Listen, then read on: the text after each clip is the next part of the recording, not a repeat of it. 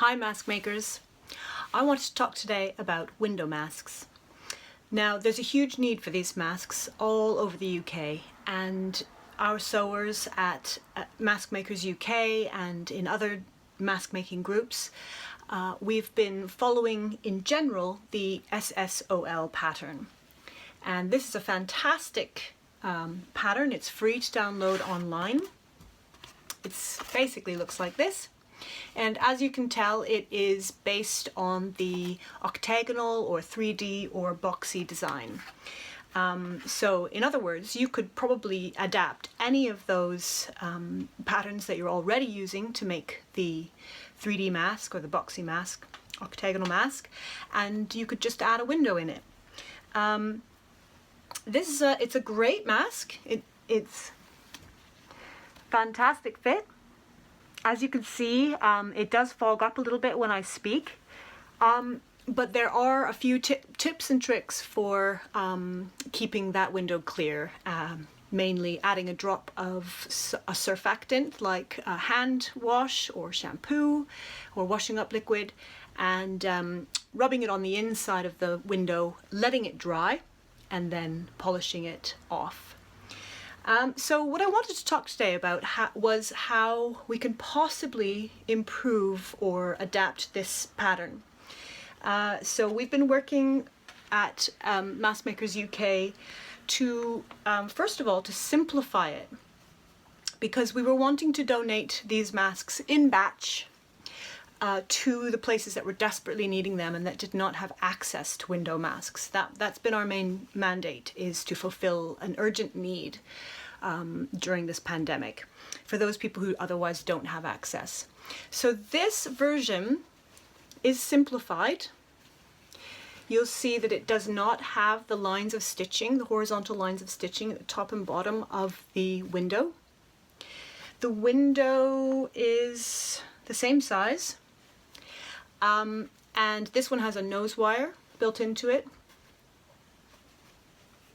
And it utilizes a continuous string, a stretchy piece of t-shirt string, nice and soft, nice and stretchy, in order to gather at the sides and create a little bit of space. So I'll pop it on. Okay. This has been a pretty good option. You can see that it's fogging up. So this mask can be made quickly and easily to send to doctors' offices,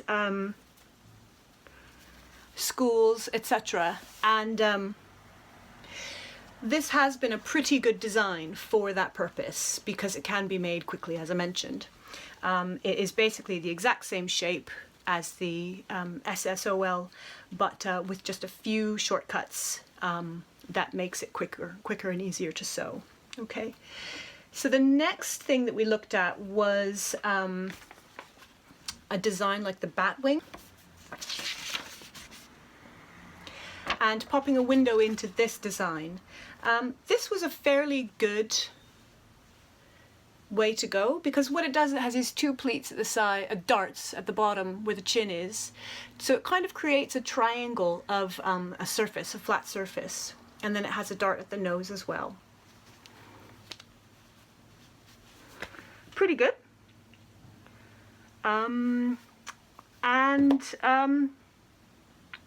Pretty happy with this. Oh, that's a problem. So when it comes to lip speaking, the jaw and the mouth will need to be able to move quite gesturally. So that's very important. And, you know, that's a problem. We pretty much all know this problem when it comes to wearing a mask in general, is that this yawn test, the idea that we can open our jaw and the mask will stay on and it will stay secure. So that has been a bit of a challenge when it comes to mask design. So that mask is good, it feels good, however it does pop off, so it will need a little bit of adjustment. This mask is very similar. It's based on this free download, the Dura to Davies. This is the fold line here, so when it opens up, there's a dart at both the bottom and the top. Okay, so you can see on the inside, the bottom and the top. I've added a nice big window into this one. And as you can see, the whole window is sort of hovering right out in front of my face. I think that I would prefer to make this mask out of a thicker, more rigid plastic so that it doesn't crumple as much and that when I inhale it doesn't stick, you know, right up to my nose and mouth. But I'm pretty happy with this design. Again, this is the Dorota Davies. It's a free download and I have added a window. I will add the dimensions of the window in the comments down below, the description. So I'm, yeah, pretty happy with this one. And I don't know if you can notice it, but there's quite a bit of space underneath my chin. So I am actually able to open my mouth right up and it does stay on. The mask could probably benefit from a nose wire as well. But this is probably one of my favorites, this one. Okay, so another adaptation of the SSOL mask. The window is enlarged and it's raised up slightly. Very similar to the simplified mask, but it does have a larger window. Again, I need to treat the inside of this mask with some soap or hand wash so that it doesn't fog up as much. This has been a good option. It is comfortable to wear. I can breathe. And it has a nice big window.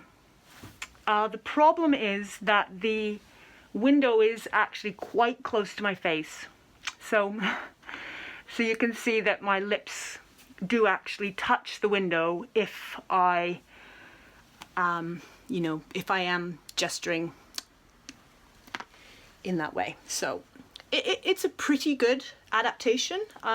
So if this is the SSOL basic free download pattern shape, this is the adaptation that I've made. So it's exactly the same size.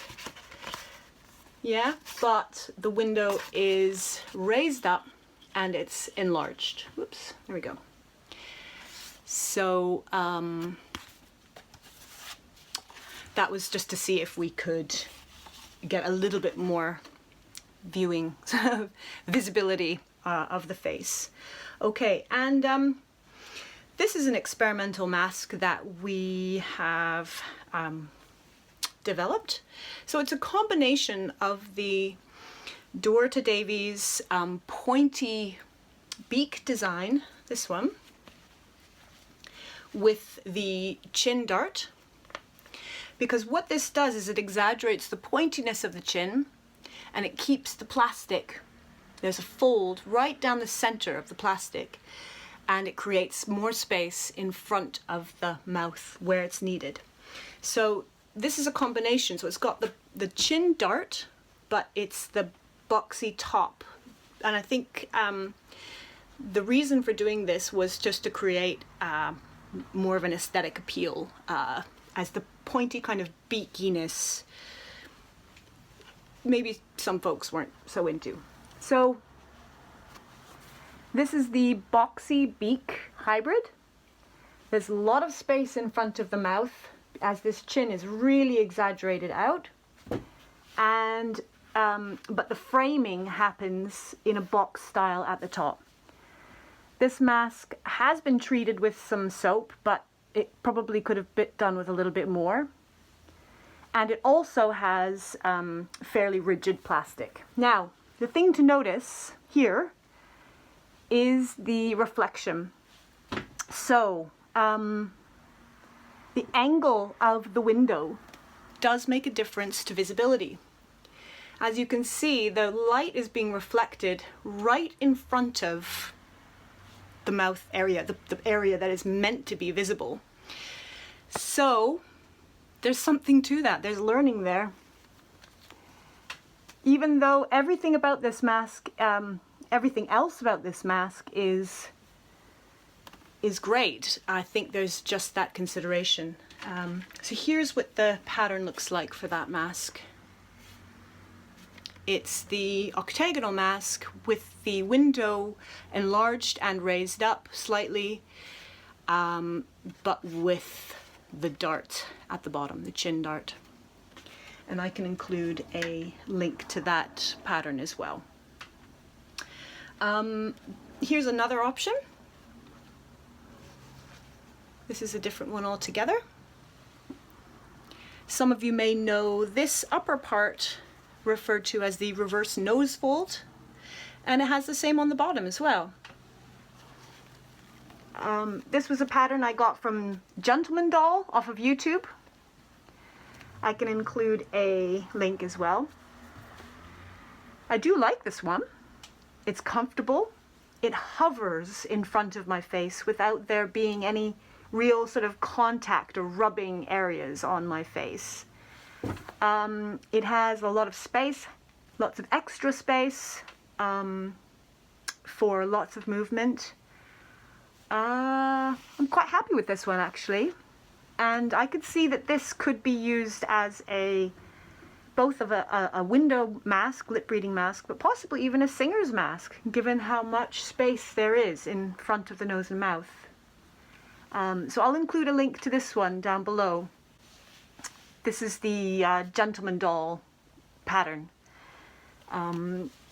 He's a YouTuber and has a fantastic collection of masks. This is a mask design created by our very own Mask Makers UK member, Diana Batchelor. Now this mask, you can tell that I've used actually a J-cloth to create this, and it is such a simple and elegant design. It has just 2 rectangles of fabric that are pleated and finished, and then binding strips at the sides that are also the channels for the fasteners to go through. And then what you might notice is that this is just a water bottle, a rigid piece of water bottle plastic that's cut out into a shape that's included in the pattern, and then simply popped in. Now, I say simply, it's a bit tricky to get it in and out.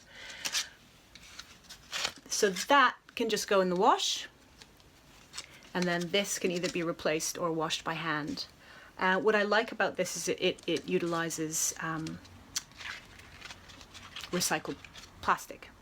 So with a little bit of a trick, it goes in. I made a prototype out of J-cloth, and it actually worked quite well. So J-cloth would be a non-woven, it is a non-woven fabric, and it is breathable. And there we go. Pretty good. And this took all of literally 8 minutes to make this mask. I'll include a link to this mask as well. I would love to hear your feedback. I would love to hear how you feel about making window masks, and any experience that you've got. So please let us know in the comments down below, and also any suggestions for what you would like to see, and also join in the conversation at Mask Makers UK on Facebook.